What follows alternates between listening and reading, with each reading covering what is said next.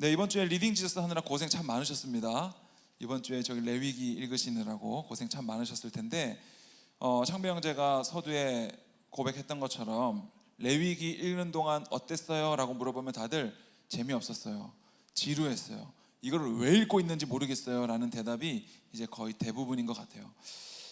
이 레위기가 이제 모든 성도님들이 이제 신년만 되면 이제 성경을 일독을 한번 해보겠노라 하고 이제 성경을 펼쳐 들고 창세기 출애굽기까지는 이제 그나마 뭐 잘 읽죠. 뭐 태초에 천지를 창조하고 뭐 홍해도 갈라지고 하니까 뭐 재밌게 읽다가 이제 레위기에 딱 가면 이제 읽기가 이제 조금 힘들어지는 거죠. 저도 읽으면서 이거 청년들이 읽으면서 이거 무슨 생각으로 읽을까? 그리고 저도 읽으면서 이거를 내가 지금 다 읽어야 되나 싶은 이야기들, 그리고 계속해서 반복되는 이야기들이 또 있어요. 막 방금 전에 했던 말이 또 그대로 복붙해 놓은 것처럼 그대로 나오는 본문들도 있어가지고 왜 이게 무슨 의도일까 이런 생각들을 했던 것 같은데, 뭐 대략적으로 이런 내용이죠. 뭐 오늘 다임 목사님도 말씀하셨지만 번제, 소제, 뭐 화목제, 속건제, 속죄제 이런 제사들이 도대체 나랑 무슨 상관이 있는가 하는 거죠. 속죄제 우리는 드려본 적도 없고, 뭐 번제 뭐 향을 태워가지고 향으로 하나님께 제사 드리는 거라고 하는데 그런 거 우리 전혀 해본 적도 없고 본 적도 없잖아요. 그러니까 이런 걸 왜 해야 되지? 그리고 뭐 동물, 뭐 먹어도 되는 동물이 있고 먹으면 안 되는 동물도 있어요. 그리고 죽은 사체를 만져도 안 되고, 뭐 이런 이야기들이 너무나 우리의 삶과 동떨어지게 여겨지는 것 같아요. 만약에 우리가 레위기를 그대로 말씀대로 실천한다, 순종한다 라고 한다면 우리는 이제 돼지고기를 먹을 수가 이제 없겠죠. 그죠? 돼지고기는 제가 여기 가려서 그래요. 돼지고기는 그 굽이 갈라져 있지만 되새김질을 하지 않기 때문에 부정해요. 그렇기 때문에 돼지고기는 우리가 먹을 수가 없죠. 그리고 혹시 이 중에 낙타 드시는 분이 계실 텐데 낙타도 드시면 안 돼요. 네, 낙타도 굽이 갈라져 있지만 되새김질을 하지 않기 때문에 여러분 낙타는 드실 수가 없습니다. 안타깝게도. 그리고 뭐 여러 가지 뭐 먹어도 되는 거 먹어도 안 되는 게 있는데, 그 중에 그나마 다행인 게 여러분 그 곤충 중에 먹어도 되는 게 있어요. 뒤에 뛰는 다리가 있어서 땅에 뛰어다니는 곤충은 먹을 수가 있습니다, 여러분. 그러니까 여러분 메뚜기 계속 그대로 드셔도 되고 귀뚜라미도 계속 드셔도 됩니다. 그러니까 이런 것들이 제가 지금 얘기하면서도 이게 도대체 무슨 상관이 있지? 신앙생활 하는 거랑 살아가는 거랑 무슨 상관이 있지? 이런 생각이 드는 거죠. 그런데 레위기 주제가 무엇이냐면 이제 하나님께서 우리가 오늘 읽었던 말씀처럼 나는 너희의 하나님이 되려고 너희를 애굽에서 인도해낸 여호와다. 내가 거룩하니 너희도 거룩하라. 이런 말씀이죠. 그러니까 내가 너희의 하나님이 되려고 너희를 구원해냈다 했는데, 하나님이 이 죄악 가득한 이스라엘과 함께 하려고 하니까 이들 안에 너무 죄악이 많은 거죠. 근데 하나님은 사실은 죄를 짓지도 않을 뿐만 아니라 알지도 못하시는 분이라 이렇게 하셨거든요. 그러니까 하나님은 너무나 순백색의 하얀 분이신데 거기에 티끌만한 죄 하나도 허용하지 못하시는 분이에요. 그렇기 때문에 이 하나님은 우리의 자그마한 죄악도 함께 하실 수가 없는 거죠. 그렇기 때문에 이스라엘 백성 안에 있는 죄악을 다 걷어내야만 하나님께서 그 안에 함께 하실 수가 있는 거예요. 그래서 레위기의 주제는 무엇이냐면 내가 거룩하니 너희도 거룩하라. 너희가 내가 요구하는 수준의 거룩으로 와야만 내가 너희 안에 거할 수 있다. 내가 너희의 여호와 하나님이 될 수 있다 하는 것이 바로 레위기 주제예요. 그러니까 레위기 전체가 하는 말이 무엇이냐면 하나님이 말씀하시는 그 거룩에 우리가 어떻게 도달할 수가 있는가, 이것이 바로 레위기의 주제입니다. 그러니까 돼지를 먹으면 안 돼. 돼지는 굽이 갈라져 있지만 되새김질을 하지 않기 때문에 먹으면 안 돼. 이게 바로 부정이라는 거예요. 그러니까 돼지를 먹은 사람은 하나님이 그 안에 함께 하실 수가 없는 거예요. 심하면은 이스라엘 성 밖으로 내쫓음을 당해야 되고 뭐 그런 일들이 있어야 되는 거죠. 근데 이제 이 내가 거룩하니 너희도 거룩하라 라고 말씀하신 이 하나님의 거룩이라는 것이 우리가 때때로 너무나 오해할 때가 많은 것 같다, 이런 생각이 들어요. 거룩하면 여러분들 어떤 생각 나세요? 거룩, 우리가 잘 알고 있는 대로 죄와 구별됨이죠. 거룩은 죄와 구별됨이에요. 근데 우리가 성경을 볼 때 이제 뭐 부흥이라는 말도 마찬가지지만 이것을 국어 사전적으로 해석하면은 상당히 좀 엇나갈 수가 있거든요. 그러니까 부흥은 굉장히 어떤 행사가 잘 성사됨을 말하는 거거든요. 근데 사실 성경에 나오는 부흥을 리바이벌이기 때문에 그거는 거듭남이거든요. 다시 생명을 얻는 것. 우리가 그 게임할 때 우리 형제들 빨간 피통을 바이탈이라고 하잖아요. 그러니까 그 바이브, 그 피를 다시 얻다, 이 말이 바로 그 어근인데, 그러니까 리바이벌이라는 것은 다시 생명을 얻다. 그러니까 부흥은 그런 거거든요. 그러니까 행사가 흥왕리에 이렇게 성사되는 것, 이것을 말하는 게 아니에요. 그러니까 거룩도 마찬가지로 우리가 거룩의 개념을 생각할 때 죄와 구별됨, 그리고 세상과 구별됨을 말할 때 이 세상이 무엇을 가리키냐면 저 교회 밖 어딘가를 가리키는 게 아니라는 거예요. 세상, 저 동성로를 말하는 게 아니라는 거예요. 그러니까 이게 잘못 해석이 되어서, 저도 신앙생활 처음 할 때 그 원로 목사님, 지금 은퇴하시고 돌아가셨는데 그 원로 목사님께서 저에게 뭐라고 하셨냐면, 이제 교회 다닐 거면 세상 친구들 다 끊어야 된다, 이렇게 얘기해요. 저는 그래서 너무나 순수한 마음에 세상 친구들 만나면 안 되는구나, 저는 그렇게 생각했거든요. 그러니까 그 세상은 그 세상이 아닌 거죠. 죄와 구별됨, 세상과 구별됨은 그 세상을 말하는 것은 아닌 거예요. 그러니까 선악을 알게 하는 나무의 열매에 말했듯이 그 죄라는 것은 바로 하나님 바깥에 있는 모든 것을 바로 우리는 죄라고 하는 거고, 그 죄와 구별되어서 하나님 안에 딱 붙어 있는 것, 그것을 바로 우리는 거룩이라고 합니다. 그러니까 여기서 말하는 세상은 저 바깥에 말하는 세상, 어떤 뭐 반문화, 뭐 어떤 술 먹는 친구들, 뭐 그들과 구별돼야 된다, 그런 말을 하는 게 아니라는 거죠. 오히려 성경에서는 우리를 세상 속의 소금이라고 말해요. 우리는 세상 속의 그리스도인이지 우리 안에, 우리끼리 그냥 교회 안에 모여가지고 희희낙낙거리는 거, 그것을 원하지 않는다고요. 그렇기 때문에 우리는 되려 세상 속으로 나가야 되는 것이지, 우리끼리 안에서 세상과 아예 차단돼서, 그럴 거면 저기 산속에 어디 수도원이나 기도원 들어가면 되죠. 근데 그것을 원하는 것이 아니다라는 거예요. 그러면 거룩이 무엇인가? 그러니까 우리가 이 거룩을 잘못 생각하게 되면 어떤 오해에 빠지게 되냐면 이렇게 되는 거예요. 여러분, 믿음이 중요합니까? 대학이 중요합니까? 막 이런 식의 질문을 하는 거예요. 두 개 다 중요한 거죠. 대학도 중요하고 믿음도 중요한데, 이것을 굉장히 앞에선 목회자가 폭력적으로 여러분들을 사용할 수 있는 거예요. 여러분에게 시험 공부 열심히 하고 교회 자주 빠지는 애한테 가가지고, 너 그게 중요하냐?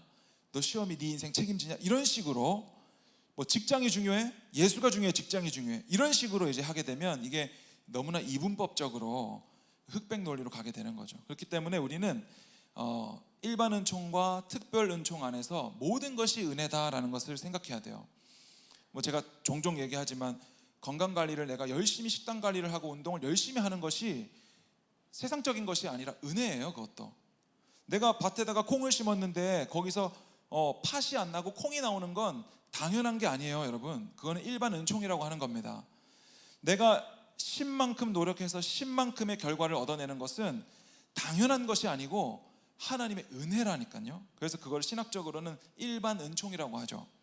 그래서 이 일반 은총은 믿는 자나 믿지 않는 자나 모든 자에게 비춰지는 은혜이고, 특별 은총은 믿는 자에게만 말씀이 깨달아지고 예수가 믿어지고 성령이 거하시고 하는 것들을 특별 은총이라고 하는 거예요. 그러니까 우리가 이것을 너무나 이분법적으로 나눠서 생각하면 안 된다라는 거죠. 그러면 오늘 하나님께서 우리에게 내가 거룩하니 너희도 거룩하라 말씀하셨는데, 우리가 어떻게 거룩해질 수 있을까? 제가 이런 설교도 들은 적이 있어요. 옛날에는 다 성경책을 한 권씩 다 여기 사이에 끼고 다녀가지고 교회 갈 때 성경책을 다 들고 다니니까 세상과 구별됐다는 거예요. 저 사람 교회 다니는구나, 저 사람 성경책 갖고 다니니까 교회 다니는구나, 구별됐다는 거예요. 그런데 요즘에는 스마트폰 시대가 돼서 성경책을 안 가지고 다니니까 구별되어 있지 않다는 거예요, 그리스도인들이. 그거 맞아요? 성경책을 가지고 다니면 구별되고, 성경책을 안 가지고 다녀서 저 사람 교회 다니는 사람인지 모르겠다고 하는 게 구별되지 않음이에요? 그렇지 않다라는 거죠. 그러니까 이 거룩, 세상과 구별이라는 것이 너무나 우리 눈에 보이는 편협한 인간적인 눈에 보이는 것으로 너무나 우리가 생각하면 이제 안 된다라는 거거든요. 레위기에서 말하는 거룩이 무엇이냐면, 이제 이 레위기에서 말하는 거룩을 우리가 창배 형제도 말했지만 지킬 수조차 없죠. 지켜본 적도 없고 지키려고 노력조차 해본 적이 없죠. 그런데 이것을 우리가 만약에 지키려고 하면 완전하게 지켜야 됩니다. 그러면 여러분 거룩해질 수 있어요. 하나님께서 너희들이 이것을 다 지키면 거룩해질 수 있어 라고 하면서 그 율법을 주셨을 때 사실 우리가 그 율법을 지킬 수 없음을 알고 나의 죄인됨을 깨달아 나에게도 예수가 필요합니다가 이제 하나님의 목적인데, 주신 목적인데, 만약에 우리가 지킬 수 있다고 해서 다 지켜버리면 그것도 괜찮아요. 가능해요. 그런데 우리가 여기서 지킬 수가 없다 이거죠. 그래서 뭐 성경에 보면은 뭐 출산을 해도 부정해지고, 여러분들이 심지어는 집에서 파리가 날아다녀서 파리채로 파리를 잡았어요. 그럼 파리 시체가 땅에 떨어졌죠. 그럼 이 시체를 쓰레기통으로 옮기면 여러분들은 부정해지는 거예요. 그래서 그 사람 부정해져서 입고 있는 옷을 다 빨아야 되고 저녁 내내 부정해집니다. 그리고 피부에 좀 버짐이 핀 사람들은 하나님 앞에 나갈 수가 없어요. 레위기에 나오죠. 우리 읽었죠. 버짐이 펴도. 그리고 뭐 여러 가지. 이것은 도저히 우리가 지키라고 주신 것이 아니라는 거죠. 8일 만에 남자들은 할례를 받아야 되고 태어난 지. 그러니까 이 모든 것들을 우리가 다 지켜도, 야고보서에 따르면 다 지켜도 하나만 어겨도 다 어긴 게 된다, 이런 말씀이 있거든요. 그러니까 우리는 율법을 바라볼 때 이것을 내가 다 지켜야 되겠구나가 아니라 다 지킬 수 없구나, 내 힘으로는, 내 의로는 하나님께서 제시하신 거룩에 도달을 할 수가 없구나를 깨달아 오늘 예수 그리스도를 바라보게 되는 것이 우리 그리스도인들의 믿음이다라는 거죠. 그런데 이 레위기에서 말하는, 오늘 제가 제목을 거룩과 행함으로 잡았거든요. 거룩과 행함이 너무나 동떨어져 있는 것 같은데 왜 그렇게 잡았냐면, 레위기에서 우리에게 제시한 수많은 행함, 그죠? 행함이죠. 이게 모든 게 너희들은 이것을 행해라, 해야 된다, 이렇게 말하고 있는 거죠. 이 행함에 대해서 우리가 할 수 없기 때문에 이것을 그러면 누가 하시는가를 이제 보고자 하는 거예요. 그래서 그런 차원에서 오늘 야고보서를 한번, 제가 굉장히 새로운 해석을 여러분들에게 한번 제안할 건데 한번 들어보고 소화가 되시는 분들은 소화를 하시고 소화가 안 되시는 분들은 가시던 길을 계속 가시면 됩니다. 자, 지금 한 두 사람 정도가 눈을 감고 있는데 눈을 잠깐 뜨고 한번 들어보세요. 야고보서가, 우리가 야고보서 2장 17절에 따르면 행함 없는 믿음은 죽은 믿음이다 라고 말하고, 이 말씀이 상당히 많은 경우에 행위를 촉발시키기 위한 도구로 사용이 되고 있습니다. 그러니까 성경 전체에서 바울도 계속 믿음을 얘기하고 다 아브라함도 믿음을 얘기하고 다 믿음을 이야기하는데, 이 야고보서 2장에만 가면 행위를 얘기하니, 여기서 제가 여러분들을 조금 행위를 좀 촉발시키기 위해서는 늘 야고보서 2장을 펼쳐 들어야만 여러분들이 조금 움직이는 거죠. 왜냐하면 행함 없는 믿음은 죽은 믿음입니다, 여러분들, 이렇게 제가 조금 여러분을 공격할 수 있으니까. 그런데 오늘 이 야고보서에 대해서 조금 더 색다른 해석을 하려고 하는데, 저도 이 해석을 듣고 저도 되게 깜짝 놀랐어요. 참신했거든요. 야고보서를 누가 썼냐면 예수님의 동생 야고보가 썼습니다. 그런데 이 야고보가, 이 예수님이 29살 때까지는 그냥 형 동생 하면서 멀쩡하게 지내다가 공생애 30살이 딱 되니까 이때부터 자기가 메시아라고, 내가 구원자라고 그러면서 이제 막 동네방네 다니는 거예요. 그런데 선지자는 고향 땅에서 이제 환영을 받지 못하죠, 구약 성경에 따르면. 그러니까 형제들이 뭐라고 얘기하냐면 저 형이 미쳤다라고 이제 얘기하고 있는 거예요. 저 형이 미쳤다. 저 예수 그리스도, 저 우리 어제까지만 해도 나랑 형 동생 하며 지내던 사람이 오늘 갑자기 자기가 하나님의 아들이라고 하니 굉장히 일가 친척들 가족들도 다 미쳤다라고 예수님께 그렇게 말한 거죠. 그런데 이 야고보가 어떻게 순교하기까지 가게 되었을까? 저 형이 미쳤다라고 말하던 야고보와 그 형제들이 어떻게 예수님을 바라볼 때 순교하기까지, 목숨을 바치기까지 되었을까를 생각해 보건대 해석이 그러합니다. 이 구약에 통달해 있던 야고보가 예수님께서 행하시는 말씀과 기적들을 가만히 따라다니면서 보니까 저 예수님이, 저 형이 사실은 구약에 있는 모든 말씀들을 행하고 있더라 하는 것이 이 야고보에게 포착이 된 거예요. 그러니까 이 야고보는 나중에 이 야고보서를 기록할 때, 그래, 저 예수 그리스도가 구약의 모든 말씀을 행하셨구나. 그러니 저 율법, 저 구약의 행함이 없이 이루어진 믿음은 죽은 믿음이겠구나 라고 했다는 거예요. 이런 해석이거든요. 그러니까 행함이라는 것이 우리가 무언가를 행해서 너무나 부족한 이 믿음이라는 것을 물이 100도에 끓는데 99도에서는 안 끓기 때문에 우리가 1도씨를 우리의 노력으로 올려서 믿음을 완전하게 만든다라는 어떤 개념이 아니라 예수 그리스도가 구약의 율법을 다 행해버리신 행함, 그것을 바로 야고보가 기록했다라고 보는 관점이에요. 왜 이런 해석이 나오냐면, 우리가 성경을 해석할 때 제가 저번에도 얘기했죠. 성경을 생소하게 보는 것, 이거 중요하다고 했고, 오늘 두 번째로는 성경이 서로 상반되는 성경이 등장하게 되면 이것을 다른 것에서 해석해서 오면 안 되고 성경을 성경으로 해석해야 됩니다. 성경을 성경으로 해석한다는 말은 무엇이냐면, 성경 안에도 상위 개념이 있어요. 그러니까 가령 예를 들어서 누구든지 주의 이름을 부르는 자는 구원을 받으리라는 말씀과 누구든지 주여 주여 하는 자마다 다 구원받을 것은 아니다 라는 말씀이 부딪히죠. 누구든지 주의 이름을 부르는 자는 구원받는다고 했는데 주여 주여 하는 자마다 다 구원받는 것은 아니다라고 했을 때 이것은 부딪히기 때문에, 그러면 여기서 무엇이 상위 개념인가를 우리가 봐야 돼요. 한 가지 예시로 로마서 4장 2절에서 3절 한번 띄워주세요. 로마서 4장, 이거 굉장히 저도 이거 깜짝 놀랐는데 너무나 상반되는 말씀이거든요. 로마서 4장 2절 3절 보면, 만일, 다 같이 한번 읽어볼까요? 시작. 만일 아브라함이 행위로서 의롭다 하심을 받았으면 자랑할 것이 있으려니와 하나님 앞에서는 없느니라. 성경이 무엇을 말하느냐? 아브라함이 하나님을 믿음에 그것이 그에게 의로 여겨진 바 되었느니라. 있죠. 야고보서 2장 21, 22 한번 볼게요. 다 같이 읽을게요. 시작. 우리 조상 아브라함이 그 아들 이삭을 제단에 바칠 때에 행함으로 의롭다 하심을 받은 것이 아니냐?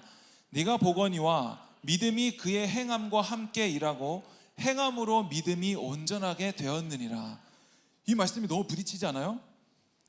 앞에서 로마서에서는 이 아브라함이 무슨 행함이냐, 믿음으로 됐지 이렇게 얘기하는데, 야고보서에서는 아브라함이 무슨 믿음이냐, 행함이 없이 어떻게 믿음이 있냐라고 지금 말하고 있는 거죠. 그럼 여기서 우리는 이랬다가 저랬다가 할 것이 아니라 무엇이 상위 개념인가를 봐야 돼요. 우리가 구원을 믿음으로 받는다는 것을 너무나 잘 알고 있죠. 그렇다라는 것은 우리가 행함으로 구원받는 것이 아니라 믿음으로 구원받는다는 전제하에 믿는 자에게 행함이 어떻게 나타나는가를 보는 것이 이제 정확한 정답이라는 거죠. 그러니까 우리가 행함을 제가 부정하는 게 아니에요. 우리가 신당복지관에 가서 봉사활동을 행했잖아요. 어려움, 도움이 필요한 사람들 우리가 도왔잖아요. 그러나 우리가 그것을 가지고 내가 이것을 했기 때문에 구원받는다라고 말하지 않는 것처럼, 한국 교회에서 위대한 인물이 두 사람이 있는데 주기철 목사님과 손양원 목사님을 이야기해요. 저는 우리나라에 정말 얘기할 분이 이 두 분밖에 없다는 것이 너무나 슬픈데, 항상 이제 나이가 많으신 목사님들은 우리나라 하면 항상 주기철, 손양원을 얘기하죠. 그런데 왜 저는 그 얘기를 반복적으로 들으면서 우리나라에는 왜 그 두 분밖에 없을까? 동시에 저는 이렇게 확신해요. 주기철 목사님과 손양원 목사님은 자신들이 신사참배를 하지 않아서 순교를 당하고, 그리고 내 아들을 쏴 죽인 사람을 내 양자 삼아서 키워주고 하는 이런 일들을 하면서 결코 자신의 행위를 자랑하지 않았을 거라고 저는 확신합니다. 그분들은 하나님의 은혜에 너무나 감사해서 그런 일들을 했을 거예요. 그런데 누가 그것을 행위로 만들었냐면 후대의 사람들이 그렇게 만든 거예요. 우리도 그런 행위, 우리도 원수를 양자 삼을 정도로, 문둥병자, 나병 환자의 고름을 입으로 빨아낼 정도로. 그러니까 이게 너무나 우리에게는 높은 기준인 거예요. 그러니까 우리나라에 주기조 순양원 2분 외에는 더 이상 나오지 않는 거 아닌가? 이런 생각이 들어요. 그걸 행위로 못 박아버렸기 때문에. 그러나 그분들이 그것을 할 때는 그분 당사자들은 아마도 은혜로 했을 거예요. 그리고 자신의 공로를 절대 자랑하지 않았을 겁니다. 근데 우리는 계속 끊임없이 그것을 야고보서 말씀을 비춰가지고 우리도 그리스도인들이라면 그렇게 해야 되는 것으로 계속해서 이것을 정형화, 공식화시키고 있는 것이죠. 그러니까 우리가 아브라함이 이삭을 바쳤다는 것은 행위예요, 믿음이에요? 믿음이죠. 아브라함은 믿음의 조상이고, 아브라함이 이삭을 바치기 전에 아브라함이 순종했어요? 순종 못했어요. 왜냐하면 아브라함은 하나님께서 자기에게 자식을 주실 것이라는 것을 비웃었거든요. 사라도 비웃었고 아브라함도 비웃었어요. 그런데 하나님께서 보란듯이 이삭을 주시는데 이삭의 이름이 뭐예요? 웃음이라고요. 우리가 비웃었는데 하나님이 웃음을 주세요. 아브라함이 자신의 나이, 100세라는 나이와 태가 끊어진 사라의 여성으로서의 신체 능력은 그 육신적으로는 자신들의 공로로는 아기를 낳을 수가 없는데 하나님께서 전적으로 은혜로 그것을 주셨단 말이에요. 그런데 누가 아브라함이 어떻게 자신의 행위를 주장하며 어떻게 자신의 공로를 주장할 수 있겠어요? 아브라함은 믿음의 사람이라는 거죠. 히브리서에서도 그렇게 나오고. 그리고 이삭을 바침이 무엇을 뜻해요? 이삭 한 사람을 바쳤더니 하나님께서 어린 양을 미리 예비하셔서 그 양이 대신 죽으심으로 그 아브라함에게 하셨던 모든 민족이 너로 말미암아 복을 받으리라는 그 은혜가 한 사람의 희생으로 온 땅에 미쳐지는 것을 예표하기 위해서 이것을 보여주시는 것이지, 너도 아기 낳으면 나중에 하나님 앞에 다 바쳐야 된다, 이런 식의 행위를 조장하는 것이 절대 아니다라는 거죠. 그러니까 아브라함도 이삭의 생명을 건짐받고 나서 아마도 은혜를 찬양하고 은혜를 고백했지, 거기서 자신의 행위, 내가 그때 하나님 앞에 드렸었지 라고 절대 생각하지 않았을 거라는 거죠. 이것이 우리에게 순종이 필요 없다는 것이 아닙니다. 우리 행위가 필요 없다는 것이 아닙니다.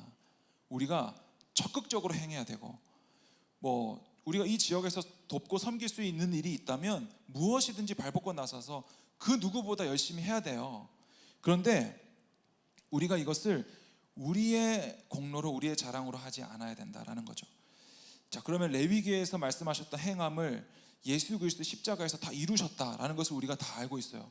그러면 우리가 행위에 대해서도 한번 더 살펴볼 건데, 한번 이 예수 믿는 자들의 행위라는 것이 성경에 어떻게 나오고 있는지 한번 살펴보겠습니다.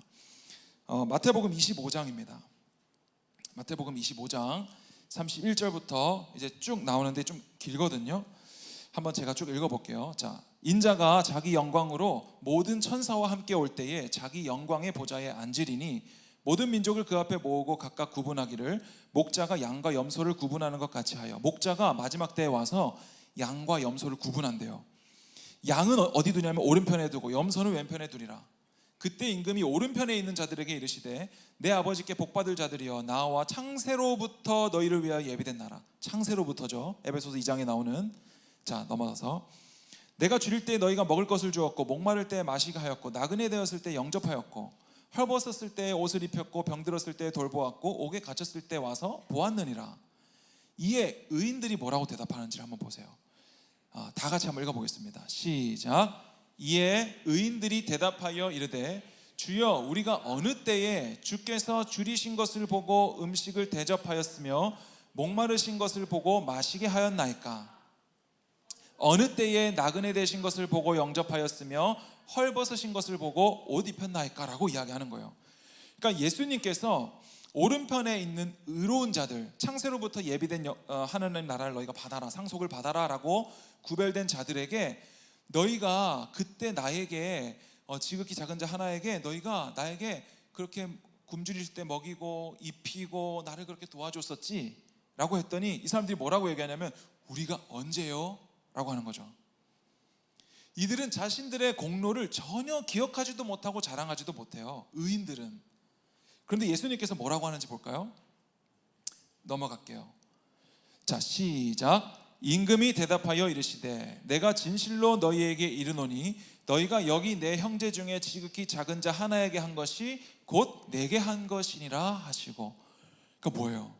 우리가 예수님을 믿는 자들로서 살아가면서 때때로 누군가에게 호의를 베풀고 예수님을 전하고 오리를 가자고 했는데 십리를 가주는 이 세상에는 없는 과분한 호의, 하나님 사랑, 이웃 사랑을 베풀었을 때 우리는 이것을 행위로서 하지 않아요.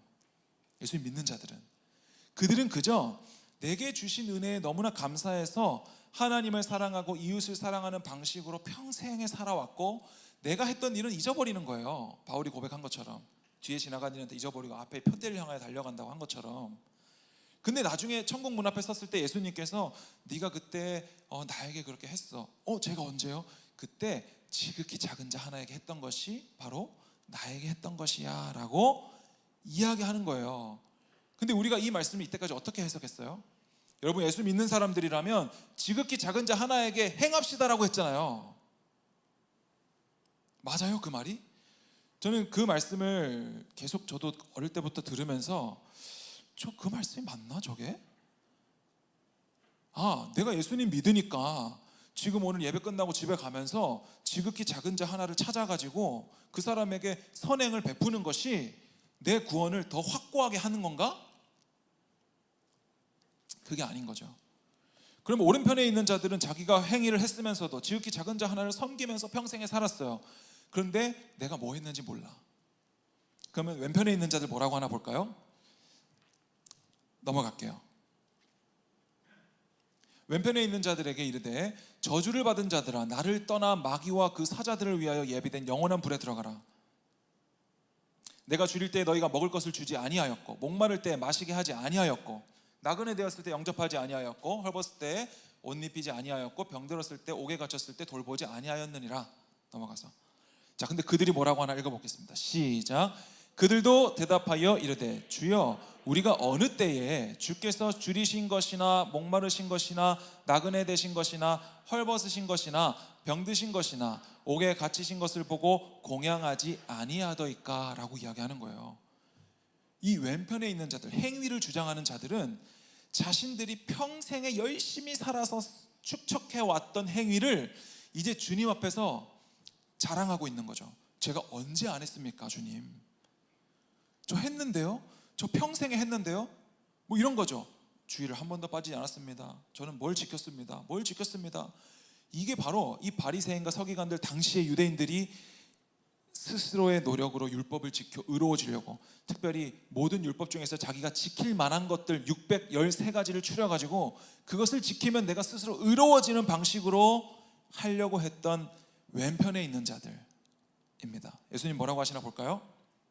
이에 임금이 대답하여 이르되 내가 진실로 이르노니 이 지극히 작은 자 하나에게 하지 아니한 것이 곧 내게 하지 아니한 것이라 하시니. 그러니까 이 왼편에 있는 자들은 선행을 많이 했겠죠. 실제로 열심히 선행했지만 그것이 자신의 의고 자신의 공로였습니다. 그러나 99가지의 일을 했다고 할지라도 지극히 작은 자 하나에게 하지 않으면 그걸 다 어긴 것이 돼버린다고요. 그 말씀이죠. 그래서 우리가 신앙생활을 할 때 행위를 과연 말할 수 있는가? 여러분, 열매는 맺혀지는 거예요. 나무를 보고 열매를 안다, 이렇게 말했습니다. 성경에서는 나무를 보고 열매를 안다. 나무가, 앙상한 나무가, 무화과 나무가, 그 성경에도 무화과 나무가 뭐 열매를 맺지 않으면 도끼로 찍어버린다 얘기했는데, 나무가 이렇게 서가지고 내가 뭐지? 내가 포도나무인가 무화과 나무인가? 내가 열매를 한번 맺어봐야 되겠다고 해서 맺혀지는 게 아니라고요. 열매가 맺혀져 있는 것을 보고 그 나무를 아는 거예요. 나무가 열매를 내가 맺어봐야지 해서 열매를 맺는 것이 아니라는 거예요. 그럼 행위는 어떻게 되는 거예요? 예수님을 우리가 믿는다라고 한다면 열매는 맺혀지게 돼 있는 거예요. 그래서 담임 목사님 말씀하시는 이 생명사역의 핵심도 그거잖아요. 너희는 포도나무다. 나는 포도나무, 너희는 가지니 너희가 내 안에 붙어 있어야 많은 열매를 맺는다는 거예요. 가지로서는 아무것도 할 수 없고, 그리고 가지를 꺾어가지고 제가 들고 있으면 잠깐은 살아있을 수 있어요. 그러나 이것이 결국에는 죽음으로 가고 있는 거라고요. 그렇기 때문에 이 가지의 역할은 그저 나무에 잘 붙어서 영양분을 공급을 충분히 받고 그 포도나무가 맺혀주는 열매를 그저 맺고 살아가면 그 가지는 추후 누군가 봤을 때 아, 너 포도나무구나를 열매를 보고 아는 거예요. 그러니까 우리가 행위를 강조하기에 앞서서 해야 되는 것은 내가 오늘 포도나무에 붙어 있는가가 중요한 거예요. 내가 예수님을 믿고 있다고 하는데 내가 믿고 있는 예수님이 과연 성경에서 말하는 예수님이 맞는가를 점검해야 된다고요. 제가 제일 첫 설교에도 얘기했지만 여러분 도울 김용옥도 예수를 얘기하고 천주교에서도 얘기하고 여호와의 증인에서도 예수를 얘기해요. 그런데 우리가 믿는 예수는 그들이 말하는 예수와 뭐가 다르냐고요.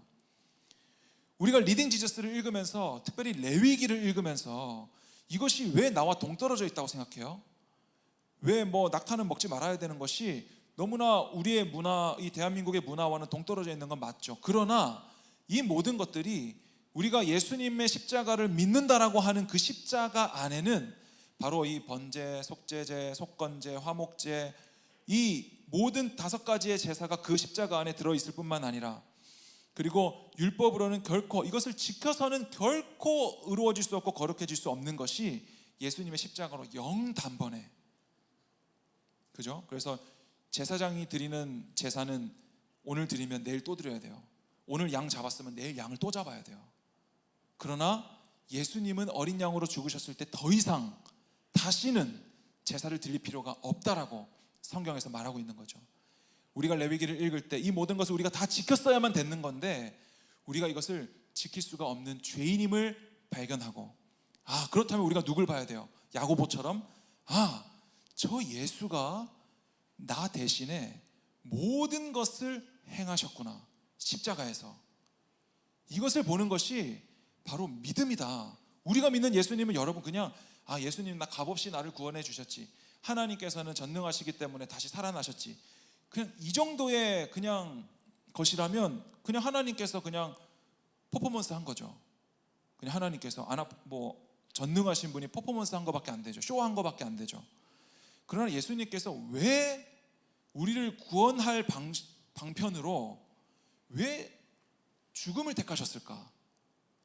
이걸 한번 생각해 보세요. 왜 하나님이 꼭 인간이 돼야만 하셨을까? 전능하신데 말씀으로 천지를 창조하시는 분이 그냥 우리를 구원으로 그냥 옮겨 넣으셔 버리면 될 것을 왜 죽음을 선택하시고 인간이 되시는 선택을 하셨을까를 가만히 생각해 보면 하나님은 우리에게 정말 이 점도 흠도 없는 거룩을 요구하시고 그 내가 거룩하니 우리가 생각하는 그냥 그저 성경책 끼고 다니면 거룩한 뭐 밥 먹기 전에 씻기도 하면 뭐 거룩한 이런 게 아니라 내가 거룩하니 너희도 거룩하라라고 말씀하신 나의 거룩, 하나님이 말씀하시는 거룩에 도달하기 위해서는 우리가 우리의 힘으로는 할 수 없다라는 것을 말씀하시기 위해서 오늘 우리에게 레위기를 제시하시는 것이라고요. 그러니까 우리가 레위기를 읽으면서 아, 내가 예수님 믿는 것이 그냥 믿는 것이 아니구나. 예수님께서 십자가에서 다 이루셨구나 하는 것을 우리가 믿음으로 바라볼 수 있어야 된다 하는 것입니다. 그래서 이제 마지막으로 이 얘기만 하고 오늘 마치려고 하는데 그래서 구약에서 말하는 복의 개념과 신약에서 말하는 복의 개념이 다릅니다. 여러분 구약에서는 정함과 부정함을 구별해요. 그렇죠? 뭐 무슨 동물은 부정하다, 뭐 어떻게 하면 부정하다, 뭐 무덤에 닿아도 시체에 닿아도 부정하다 이런 거 나오죠. 그러나 신약에 와서는 부정과 정부정을 구별하지 않아요. 왜? 그 사이에 무슨 사건이 있었어요? 구약과 신약 사이에 무슨 사건이 있었어요? 예수님의 십자가 사건이 있었기 때문에 이 십자가에서 구약의 모든 것, 옛 언약을 완성하시고 이제 새 언약은 첫째도 이것이고 둘째도 이것이니 하나님 사랑하고 이웃 사랑이라고 말씀하신 것처럼 더 이상 정하고 부정하고의 개념이 신약에서는 없다고요. 그래서 복의 개념도 다른 거예요. 구약에서는 복의 개념이 무엇이었냐면 너가 하나님 잘 믿으면 너의 자손이 많아질 거야. 너가 하나님 잘 믿으면 가축이 많아지고 땅이 넓어지고 뭐 이런 거였죠. 장수하고.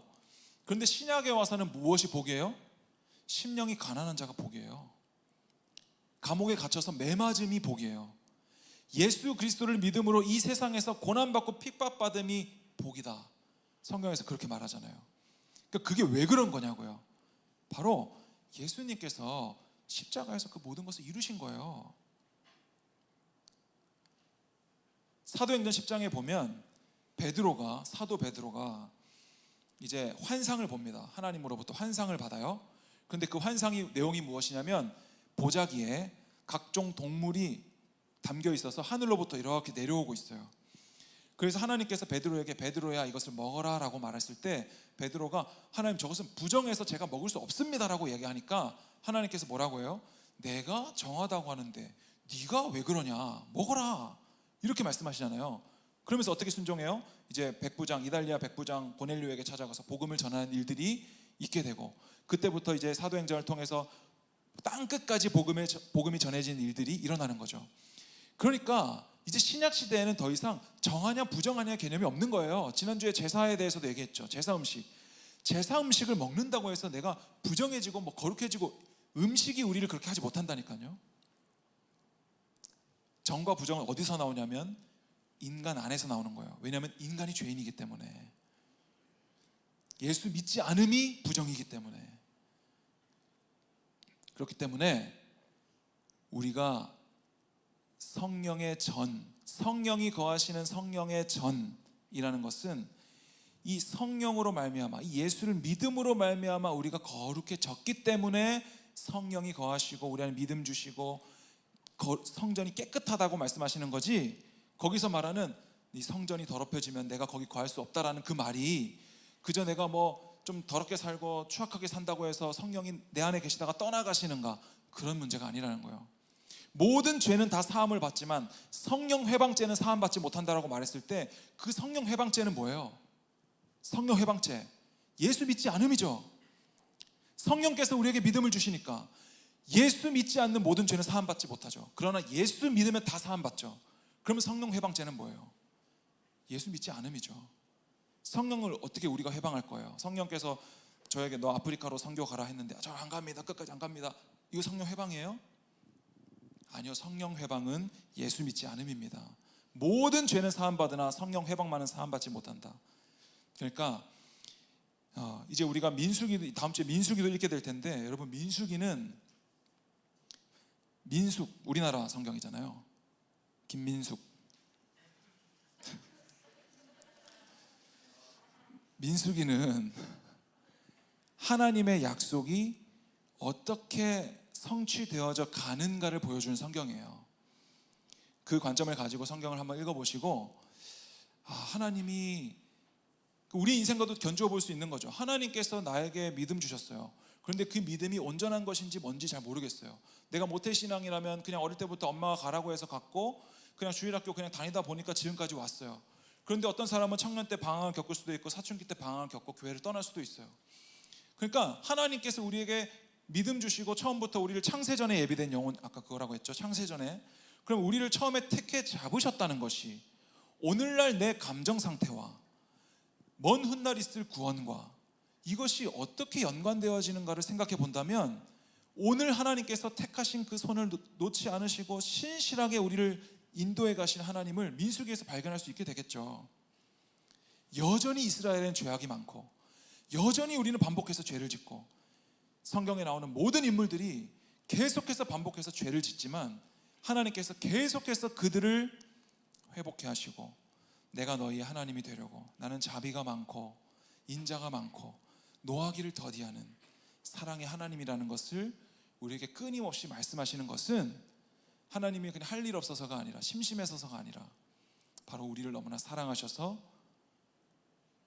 우리를 구원하고자 하신 하나님의 의지인 거죠. 하나님의 열심인 거지 우리의 어떤 노력과 공로가 아니다라는 거예요. 우리가 이 시간 찬양할 텐데 세상 나라가라는 찬양입니다. 이 찬양을 여러분들이 모르실 거예요. 그런데 제가 수련회 가서 기도회 때 이 찬양을 부르려고 해요. 왜냐하면 제가 지난주인가 지지난주인가 말했는데, 부흥회 기간 동안에 담임 목사님께서 그런 질문을 했어요. 대구 땅에 소망이 있습니까? 이런 질문을 했다고 했어요. 그러니까 목사님 아는 동기가 이제 지방에서 사역을 하시다가 서울로 다시 올라가시면서 대구 땅에 소망이 있어? 대구 달서구 땅에 소망이 있어? 난 서울로 갈 거야 라고 올라갔다는 거예요. 그러면서 이제 목사님께서 이제 앉아있는 성도님들에게 질문을 한 내용이 그거였어요. 대구 달서구에 소망 있습니까 여러분? 이 지역에 소망 있어요? 라고 질문했을 때 저는 사실은 곧바로 답을 내렸습니다. 여전히 소망은 있다. 누구로 소망이 있냐면 대구 땅에 한 사람이 하나님을 찬양하고 있다면 그 땅은 소망이 있는 거예요. 그래서 소돔과 고모라 땅에 하나님께서 아브라함이 계속 그 얘기 하잖아요. 소돔과 고모라에 의인 50명이 있으면 용서해 주실 거예요? 용서해 줄게. 계속 없어요. 근데 40명도 없고 30명도 없고 20명도 없고 10명도 마지막에 없어요. 그래서 결국에는 그 땅이 심판을 받아요. 그럼 그 땅의 소망은 무엇이어야 돼요? 의인 한 사람이면 되는 거예요. 여러분들이 대구 땅에서 여전히 하나님을 찬양하고 예수님을 믿고 있다라는 것이 그것이 소망입니다. 그래서 오늘 이 찬양 가사는 세상의 모든 나라가 주님과 메시아 예수님의 것입니다. 여러분 대구 땅도 대한민국도 온 세계도 대구 이 달서구 땅도 아니 어떤 그 오지의 어떤 곳이라고 할지라도 그곳에서 여전히 하나님의 말씀이 선포되고 찬양이 울려 퍼진다면 거기에 소망이 있는 거예요. 여러분들이 직장에서 예수 믿는 사람 하나도 없고 친구들 사이에 나 혼자 예수님 믿고 가족들 중에 아무도 안 믿는다고 할지라도 여러분이 그곳에서 예수 그리스도를 증거하고 하나님의 사랑을 실천하고 그곳에서 하나님을 찬양하고 기도하고 있다면 그 가정에는 그 직장에는 소망이 있는 거예요. 우리가 우리의 삶의 모든 영역들을 내 힘으로 막 해보려고 하지 말고 이 모든 것이 주님의 것입니다. 이 땅이 주님의 것입니다. 이 교회가, 이 청년 공동체가 내가 주님의 것입니다. 주님께서 다스려 주시옵소서. 이렇게 우리가 함께 찬양하며 나아가기 원합니다.